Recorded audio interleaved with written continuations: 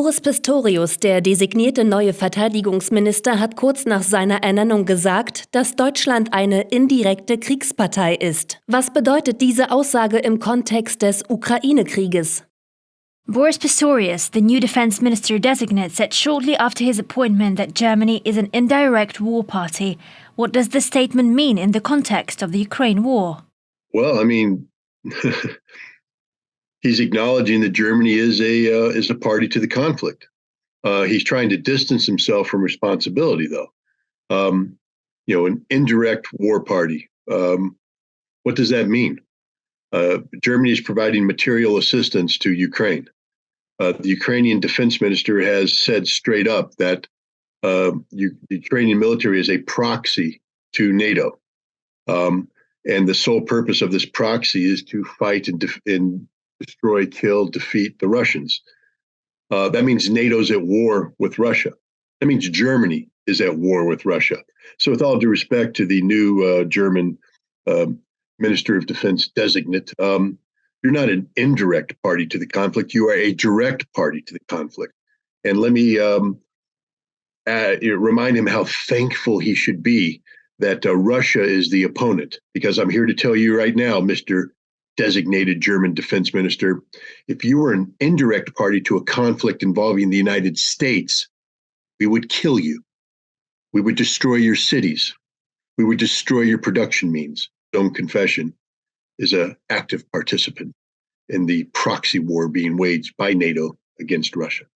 Welche Konsequenzen könnte Pistorius' Aussage nach sich ziehen und was bedeutet es für Deutschland, Kriegspartei zu sein? What consequences do you think this could have, and what does that mean for Germany?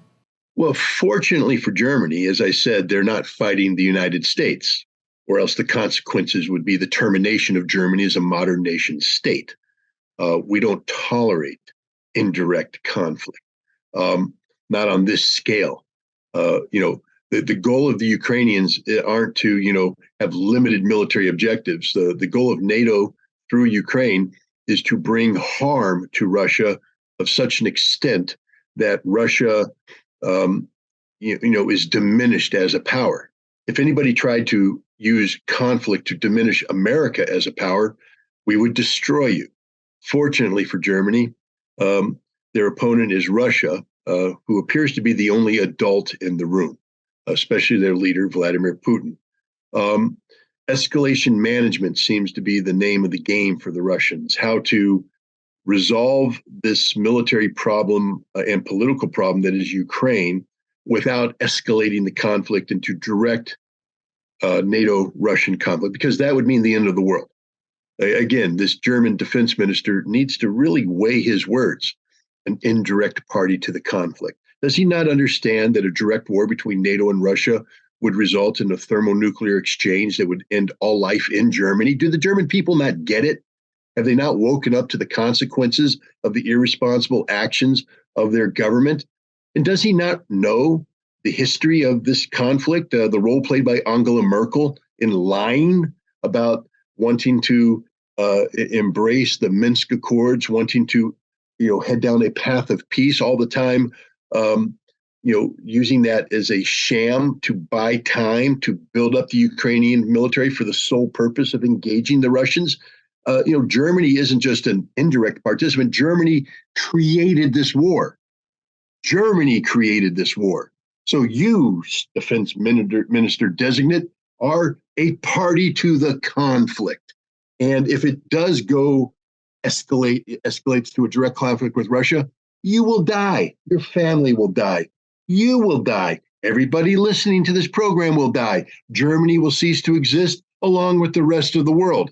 So stop playing cute word games. The consequences of Germany's actions are dire. Now, fortunately, Russia isn't going to allow this to escalate into a direct conflict. But Russia is going to win. Russia will destroy Ukraine. And that, again, is thanks to Germany. Every dead Ukrainian, every destroyed Ukrainian city, every destroyed Ukrainian business, piece of critical infrastructure is because of Germany. Germany did this. Germany is the warmongering nation. And so what are the consequences? Germany's going to have to live with this. At some point in time, hopefully a new German political leadership that doesn't include anybody linked to Angela Merkel's horrific decision to use Minsk as a sham to promote war over peace. A new German political party will say, we have to learn to peacefully coexist with Russia in a post-Ukraine environment. And at that time, hopefully, they will work with Russia constructively to come up with a new European security framework that is designed to promote, facilitate peaceful coexistence. But if that doesn't happen, and Germany continues to be ruled by people of this ilk, then Germany will diminish as a power. Already their economy is collapsing. Already I think, I don't mean to laugh, but Germany's military, with all due respect to the new Minister of Defense designate, is a joke, a literal joke. And he should pray that no German soldier ever has to face off against Russia on the field of battle, because that would literally be the shortest fight imaginable. Polen macht weiterhin Druck auf Berlin und hat nun angekündigt, dass man seine Leopard II Panzer auch ohne deutsche Bewilligung an die Ukraine liefern könnte. Was bedeutet diese Entwicklung für die deutsch-polnischen Beziehungen? Poland is putting more and more pressure on Berlin and has now announced that the Leopard II tanks could also be delivered to Ukraine without German approval. What does this mean for the German-Polish relationship? Well, if Poland goes through this, it means that Germany has defined itself as a cuckold, literally a neutered nation. You stand for nothing. You are nothing. You mean nothing. There is legal, constraints over repurposing,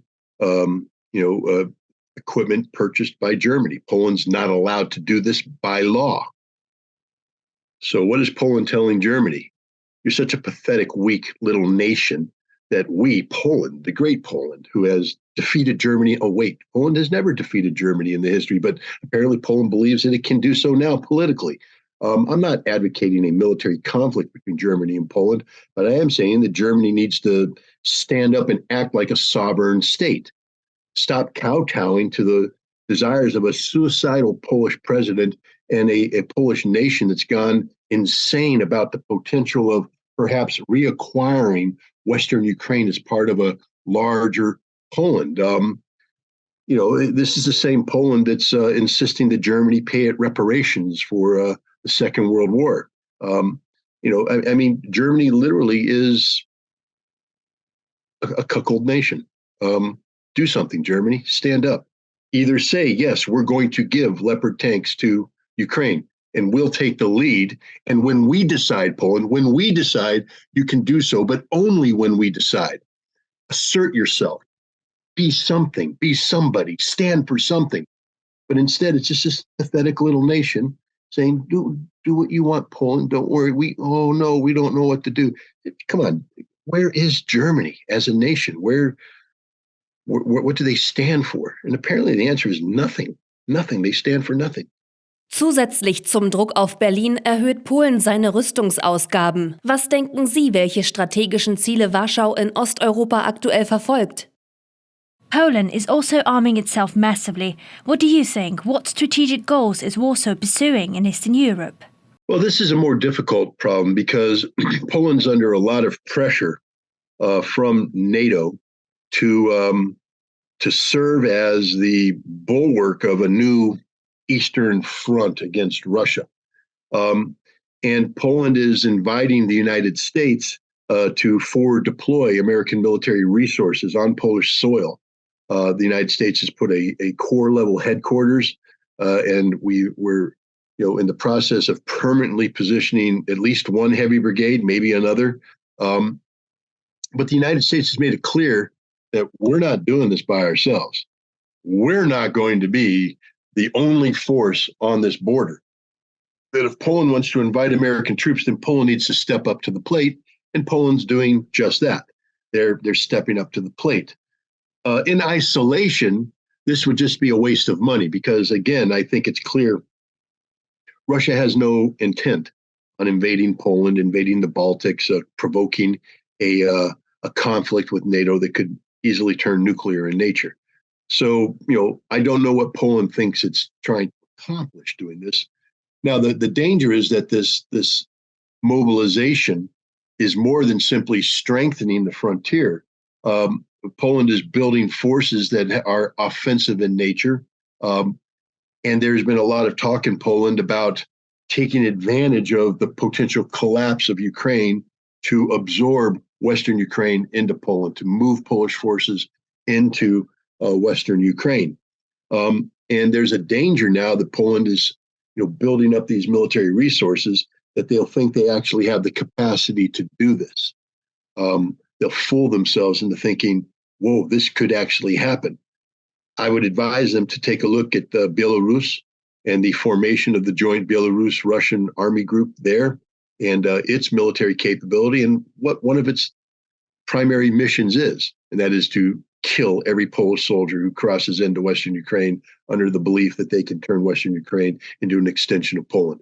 The Belarus president, Lukashenko, has said under no circumstances would his nation allow this to happen, and that if Poland were to do that, then Belarusian forces would join Russian forces in moving south to destroy any Polish force that seeks to occupy Western Ukraine. So, again, we need sane leadership in Warsaw, and we don't have it. We have insanity, we have hyperbole, we have irresponsible rhetoric, and unfortunately, this rhetoric is being matched by actions which, if not constrained, could lead to a war. And let me remind you that if Poland moves into Western Ukraine, it's doing so as Poland, not as NATO. There are no NATO protections attached to these Polish troops. So when Russia kills them all, as they will, Article 5 will not be invoked. Article 4 will not be invoked. Poland is acting on its own. And so Polish troops will die alone on foreign soil, far from home, for an act of nationalistic stupidity.